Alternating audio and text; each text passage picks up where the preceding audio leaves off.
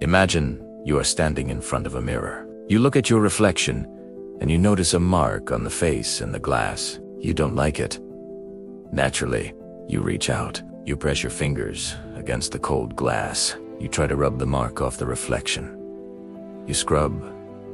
You scratch.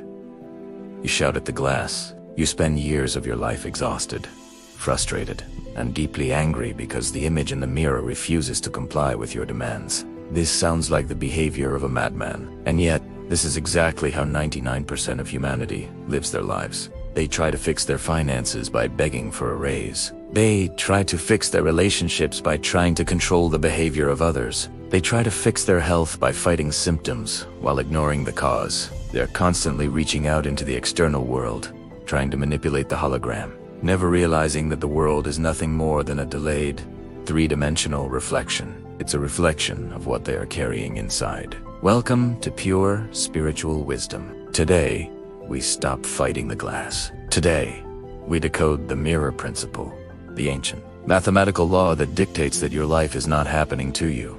It is happening from you. By the end of this video, you will understand how to stop reacting to the shadow and how to finally force the reality to change by shifting the source. This is the end of the struggle. The primary reason you feel powerless in your life is that you have been conditioned to be a reactor. From the moment you entered this simulation, you were taught that the world is solid.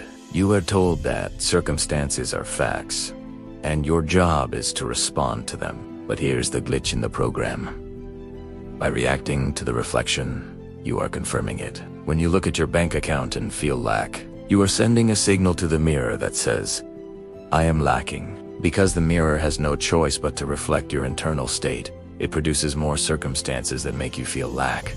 You are caught in a self-perpetuating loop of your own making. This is the cycle of the prisoner. The matrix thrives on your reaction. It needs you to be in a state of constant emotional turbulence. Why? Because as long as you are reacting to the outside, you will never look at the inside. As long as you believe the reflection is the cause, you will never realize that you are the projector. 99% of people spend their entire lives fighting shadows on a wall. They think that by working harder, by shouting louder, or by manipulating people, they can change the movie. But the shadow cannot move itself. The reflection cannot comb its own hair. The outside world you see right now is actually the past. It is a delayed echo of your previous internal states. When you look at your current life, you are looking at the graveyard of your old thoughts. To fight your current reality is like trying to change a movie by attacking the screen. It is futile. To force reality to change, you must develop a radical new skill, the ability to ignore the evidence of your senses. Thousands of years ago, the Master Hermes Trismegistus stated a law that remains the master key to the matrix. As above, so below. As within, so without. This is the Law of Correspondence. It means that your external reality is a perfect mathematical correspondence to your internal landscape. There are no accidents. There is no bad luck.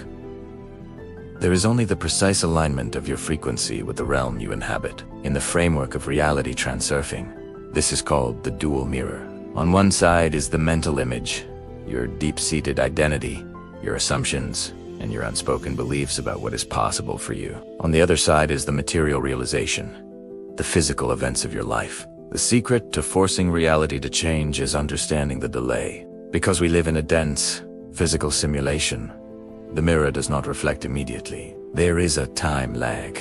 If you decide today that you are a sovereign, wealthy, and peaceful being, the mirror will not show you that tomorrow. Tomorrow, the mirror will show you the reflection of the person you were 3 months ago. This is where almost everyone fails. They try a new way of being for a week.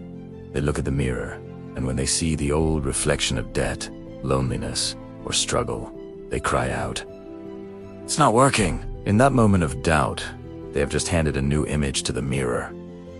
The image of failure, and the mirror, being perfectly obedient, begins to reflect that failure back to them. To master the mirror, you must hold the image of your chosen reality so firmly that the old reflection becomes irrelevant. You do not wait for the world to change so you can feel better. You feel the state of the wish fulfilled now, and you wait with absolute certainty for the mirror to catch up. You don't ask the mirror for permission. You command the mirror by being the image. This is not just ancient mysticism. It is the cutting edge of quantum mechanics. Consider the observer effect. In the world of the very small, subatomic particles do not exist in a fixed location until they are measured by an observer. Before you look at them, they exist as a wave of probability, a cloud of infinite possibilities. The moment you observe them, the wave collapses into a particle. It becomes real. Your life is a macro-scale version of this quanto experiment. The world around you is a vast field of infinite possibilities, but it only collapses into the version you expect to see. If you expect struggle, the quantum field complies. If you know yourself to be the source, the field complies. Physicist David Bohm spoke of the holographic universe. He argued that reality is divided into the implicate order, the unseen realm of pure consciousness, and the explicate order, the visible world of matter. According to Bohm, the explicate world is just a projection of the implicate source. You cannot change the hologram by touching the projection. You must change the data at the source. Your brain is not a receiver of reality. It is the hardware that renders the simulation based on the software of your identity. When you change your internal frequency, you are literally changing the code of your localized universe. To force reality to change is to realize that matter is not solid. Matter is just highly condensed thought. When you reach a state of absolute knowing, a state where you no longer need the mirror to prove who you are, the quantum field has no choice but to reorganize itself to match your observation. The simulation must obey the programmer. As we reach the highest level of the vertical ladder, we must face the most radical truth of all.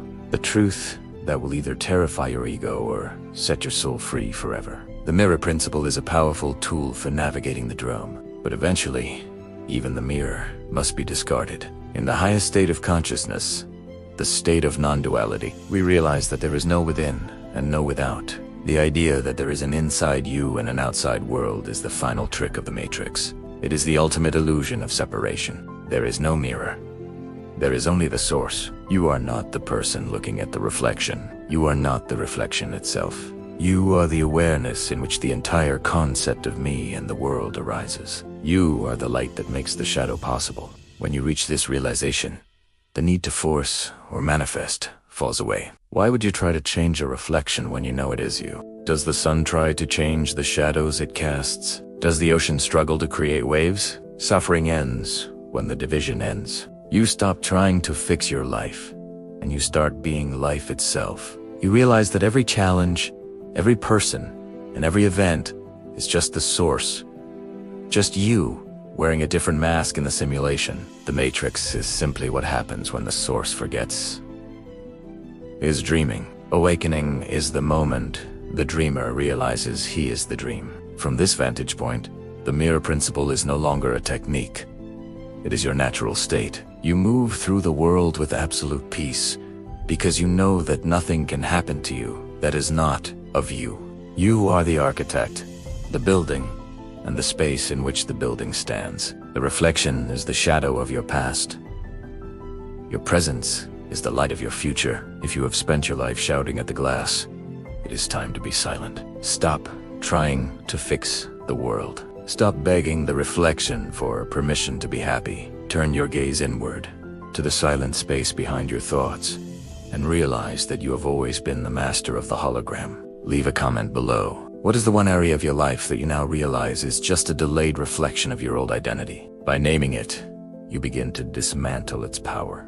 Let the community know that the simulation is cracking. If this frequency has resonated with the deepest part of your being, align yourself with this channel. Join the 1% who choose to look behind the veil.